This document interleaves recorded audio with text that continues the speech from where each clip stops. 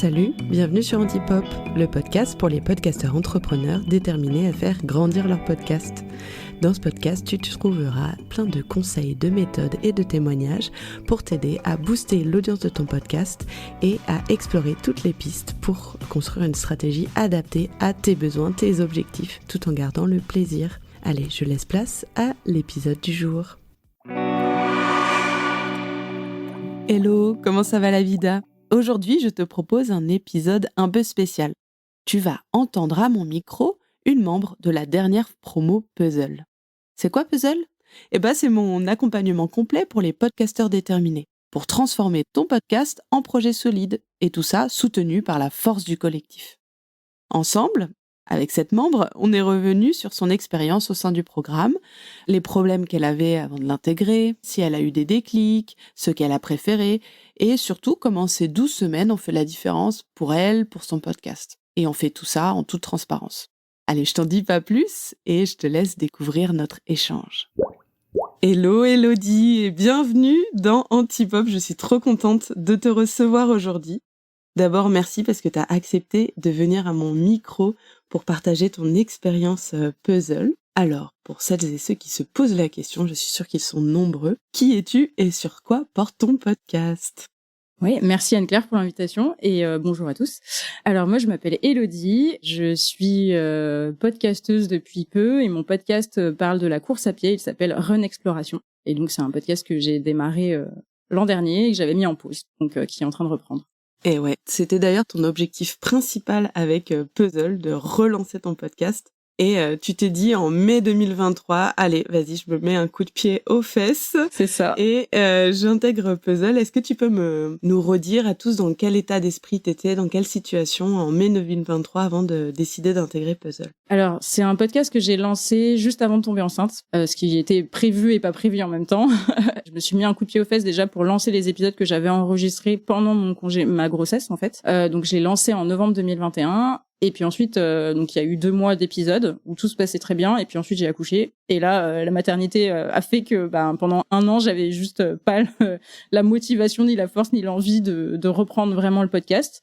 Et quand en 2023 est arrivé, je m'étais dit, allez, cette année, je m'y remets. Et en fait, 6 mois ont passé et je me suis dit, j'ai toujours pas avancé. Et là, j'ai découvert Puzzle et je me suis dit, c'est peut-être le signe pour pouvoir me remettre dans ce podcast qui me plaît toujours. Parce que mon objectif était quand même de rencontrer d'autres coureurs et de partager ma passion. Et j'avais envie de m'y remettre, donc j'étais vraiment dans cette optique, envie d'y aller, et en même temps je savais pas par où démarrer parce que j'avais mis mon podcast en pause depuis beaucoup trop longtemps quoi. Dans ton cas, c'est un side project, donc à côté de ton activité.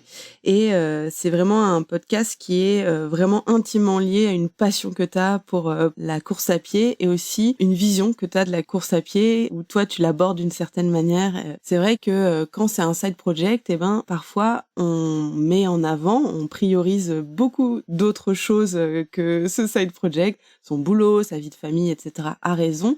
Mais il y a cette frustration de pas avancer et c'est vrai que Puzzle, ça peut aider à créer un cadre et puis créer une team autour de soi pour s'asser à la course. Complètement.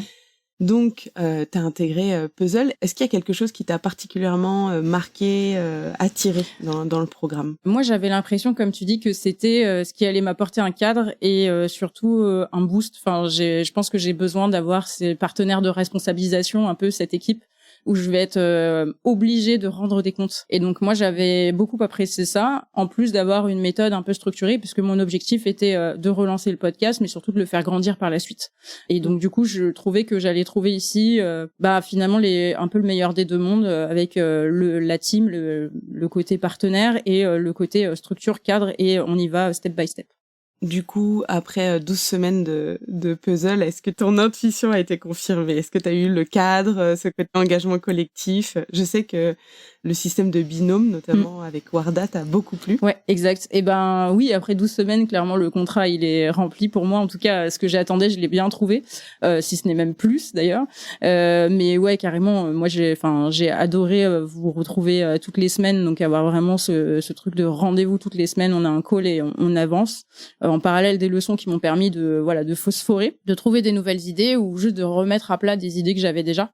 Puis surtout le côté binôme avec des objectifs très clairs, un challenge, Enfin, vraiment, le côté, on passe à l'action, quoi, en fait. C'est pas juste, on vient là pour trouver un peu de la structure, mais on met rien en place. L'idée, c'était vraiment d'y aller et de passer à l'action et d'avoir des résultats en sortant, quoi. Exactement. Vraiment, l'enjeu de puzzle, c'est vous permettre de prendre de la hauteur avec la fameuse construction de la vision à long terme, parce que toi, tu voulais relancer ton podcast, mais pas n'importe comment. Tu avais envie qu'il ait du sens, qu'il ait de la portée et qu'il ait, pourquoi pas, il prenne de plus en plus de place dans ta vie. L'avenir nous le dira. Tu me disais, quand on préparait ce call, qu'il y avait pas mal de principes ou de concepts que tu connaissais déjà, mais que le programme Puzzle t'avait donné une autre approche, une autre vision de ces principes. Est-ce que tu veux me dire, me partager des déclics que tu as eus par rapport à des leçons que tu aurais suivies? Alors, c'est vrai que moi, je suis très dev personnel, donc des principes, j'en ai plein. Je passe ma vie sur des chaînes YouTube de productivité, des outils, j'en connais un tas.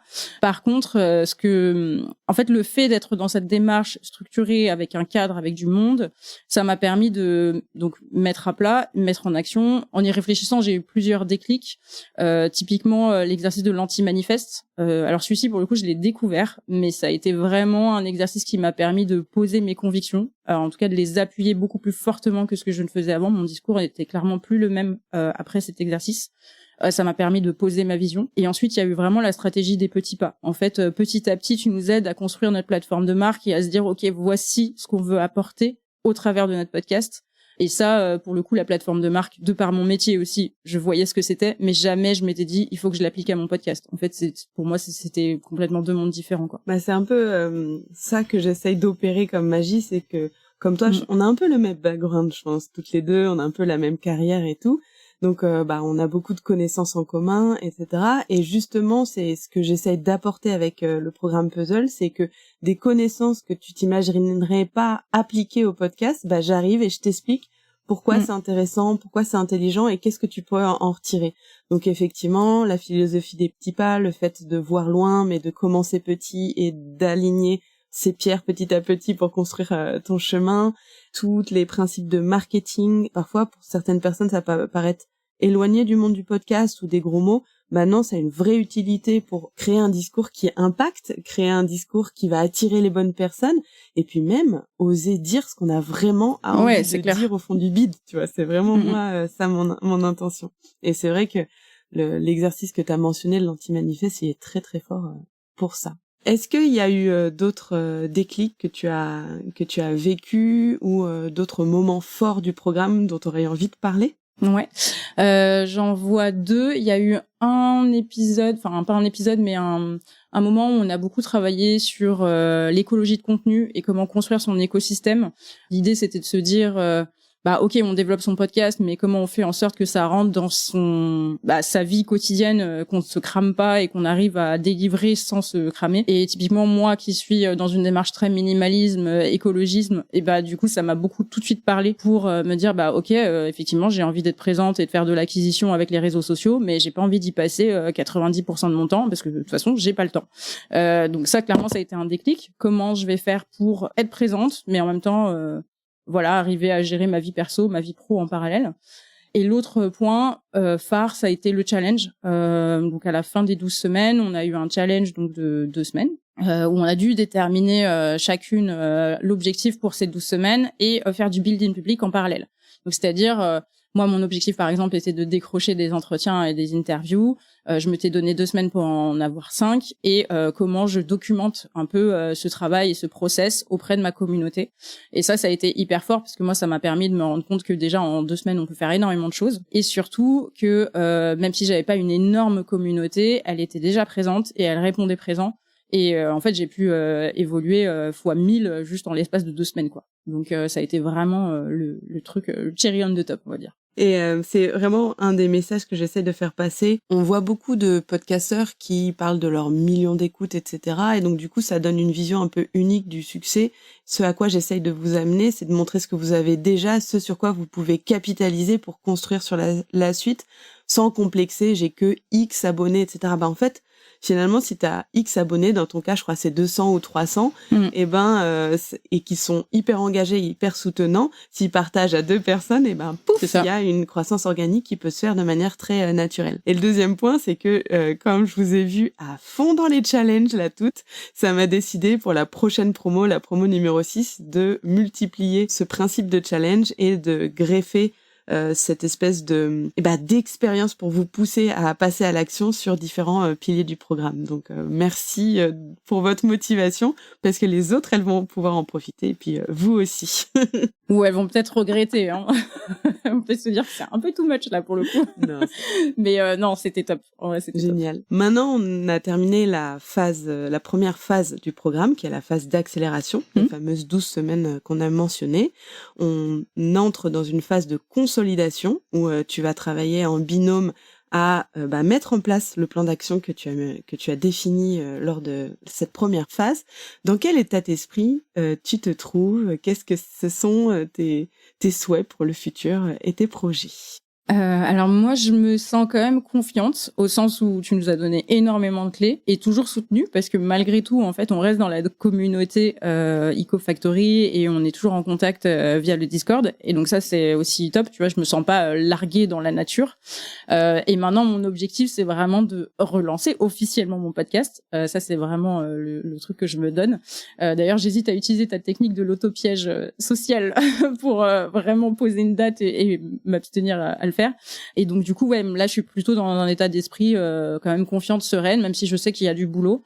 Je sais que je peux à tout moment continuer les exercices parce que j'ai pas terminé tous les exercices, ou y revenir pour ajuster, et je me sens pas du tout paniquée quoi. Donc ça c'est plutôt cool. C'est vraiment une vision long terme qu'on a avec Puzzle. On intègre le programme, on travaille pendant 12 semaines sur des chantiers prioritaires, on les consolide pendant 6 mois, mais c'est vrai que les leçons, vous pouvez les reconsulter quand vous voulez.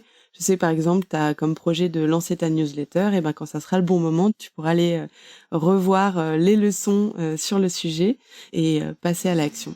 Qu'est-ce que tu conseillerais à un podcasteur ou une podcasteuse qui nous écoute et qui se poserait la question de rejoindre le programme? De se poser la question de déjà qu'est-ce qu'on a vraiment envie d'avoir avec ce podcast. Est-ce qu'on a envie de le faire grandir, de le faire continuer, parce que l'idée, comme tu dis, c'est d'avoir une vision long terme. Donc est-ce qu'on est prêt à faire ça déjà? Et si jamais on hésite, en fait c'est tout bête, mais moi le truc qui a fini de me convaincre, c'est l'appel découverte avec toi en fait, qui m'a rassurée sur oui, en fait j'ai la capacité à suivre ce programme même si j'ai une vie de famille qui est déjà très prenante et un job très prenant, et qui m'a rassurée sur le fait qu'il n'y a pas besoin d'avoir un podcast énorme pour pouvoir bénéficier en fait de Puzzle. Et donc du coup ça m'a permis aussi de te poser, tu vois, toutes les dernières questions que je pouvais avoir avant de sauter le pas, sachant que déjà sur le site EcoFactory j'avais énormément de détails, mais c'est vrai que c'était déjà me poser sur est-ce que j'ai vraiment envie de travailler sur une vision long terme pour mon podcast, et si oui, est-ce que je sens que je peux le faire moi-même, ou est-ce que j'ai besoin d'être accompagnée, et auquel cas si j'ai un doute de t'appeler quoi.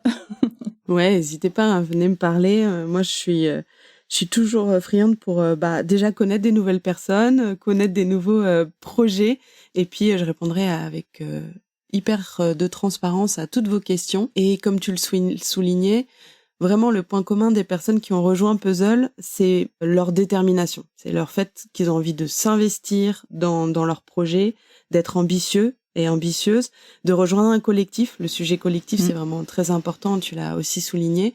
Et après, peu importe qu'on ait 3, 4 épisodes ou 2 ou 3 saisons, il y a eu tous les cas de figure, et c'est vraiment un programme qui a été pensé pour tout remettre à plat et construire la nouvelle version de son podcast, quel que soit son niveau de maturité. Merci Elodie d'être venue partager tout ça à mon micro.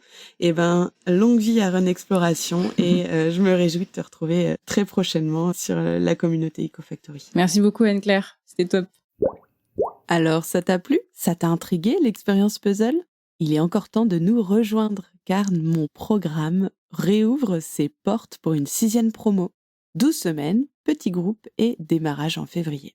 Pour te redire un petit peu ce que c'est Puzzle, c'est l'accompagnement complet pour les podcasteurs déterminés, et l'objectif, c'est de développer pleinement ton podcast. On va construire une marque solide, une communication percutante et rassembler une communauté engagée autour de toi et ton podcast. À la fin du programme, tu as une stratégie et surtout un plan d'action pour plus de visibilité, plus d'engagement et plus de revenus. Ma promesse, c'est que ensemble, on va oser rêver grand et passer à l'action dès aujourd'hui, tous ensemble, soutenus par la force du collectif. Si tu as envie d'en savoir plus, il y a un lien dans la bio pour consulter le contenu du programme et aussi pour me contacter si tu as envie d'échanger. À très vite!